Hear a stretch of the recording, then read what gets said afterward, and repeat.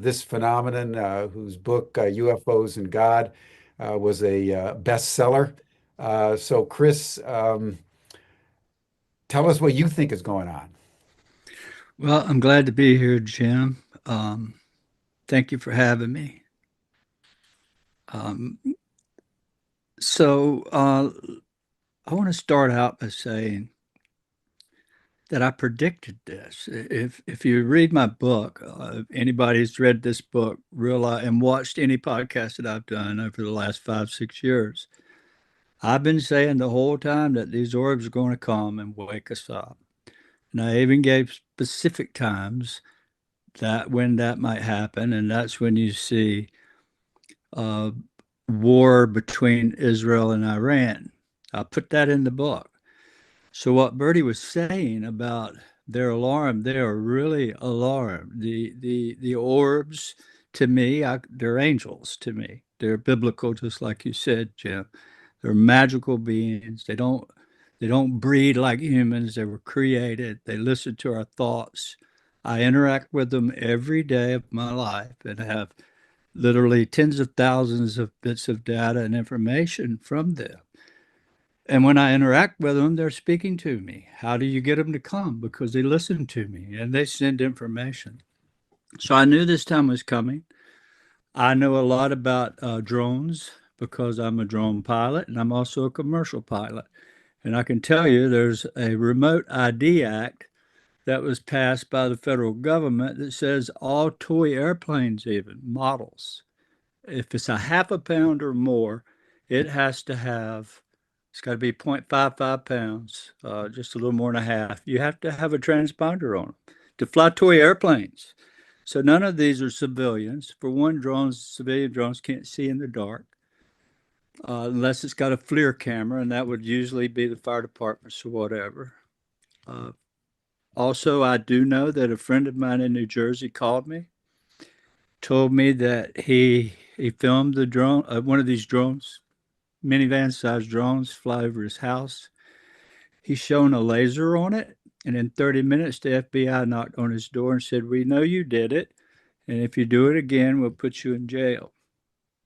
Yesterday, I was called by someone in Chapel Hill, North Carolina, that there was one of those same drones running a grid over Chapel Hill with a Black Hawk helicopter right behind it with its lights out.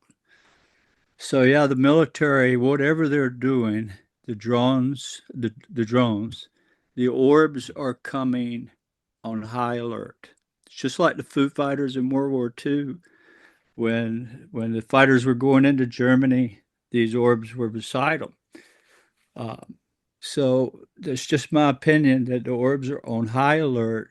That whatever these the drones are doing. I don't know what they're doing. Maybe they're looking for something, sniffing for nuclear material.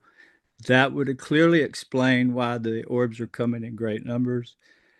And they're not going to stop. They're going to keep coming until everyone understands that we're not alone and that this confusing it with the drone thing and with something terrestrial, here has got to end. Everybody's going to awaken to a truth between now and 2026, and if not way before, early this year, that we're not alone and that there's something above us that's concerned for our safety. And it's the same thing with all these people that report seeing these orbs to me, and I have thousands that report to me that never send a MUFON or anywhere. They just reach out to me because they're fans. And it's always the same. They have these experiences after a tragic loss of loved ones, or husband, or wife, or daughter, or child. So there's patterns that exist in this. The drones are muddy in the water, but they will not prevail. The orbs are going to come and awaken this country, this world, and it's happening worldwide. And if you read this book, UFO of God, you'll see exactly that I predicted this years ago, and have been doing it every chance I get, every podcast that I do, to say it's fixing to happen, it's coming. And I know it because they're telling me this. And I can film it and I can share it with other people, 200 at a time. See it. When I ask, here it comes. And that's because it's listening to what I'm saying. And it knows our thoughts. So I'm kind of worried about this, what the military's doing, why they're running grids all over the country and worldwide. It doesn't make sense unless they're trying to desensitize the fact that this non-human intelligence is coming into our world and they're afraid of panic. So if it's not some nuclear material involved, is but I believe though they're coming because they're alarmed, like Birdie. So I don't know, we're speculating, all of us, but I was correct. That is happening and it's going to happen before 2026. And everybody's going to know it. There's no getting around what's coming. And I'm not worried about the orbs at all. I'm worried about the drones and people, not the heavens. So there's so much more I could talk about, but I would just be speculating. But I do know it's coming, and it's coming into our lifetime. And when we're all dead and gone, our children will live a new awakening, a new knowledge.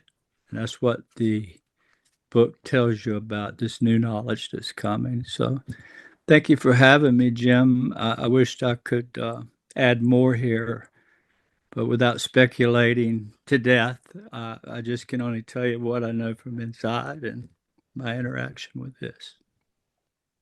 Well, I want to thank you, Chris, because I don't know of anyone personally that has had more experience with NHI than you on a daily basis, virtually for many, many decades. I'd like to ask just one question before we move on to Rich Hoffman and Steve Bassett for their comment. And that is the sense that you have of imminence. I got this in what Stephen Greer was talking about, that there's a gathering of energy and that very soon there's going to be an incontrovertibly, globally earth-shaking event Yep, that is going to change the human categories of cognition and perception. yep. And you say that it's going to happen between now and 2026.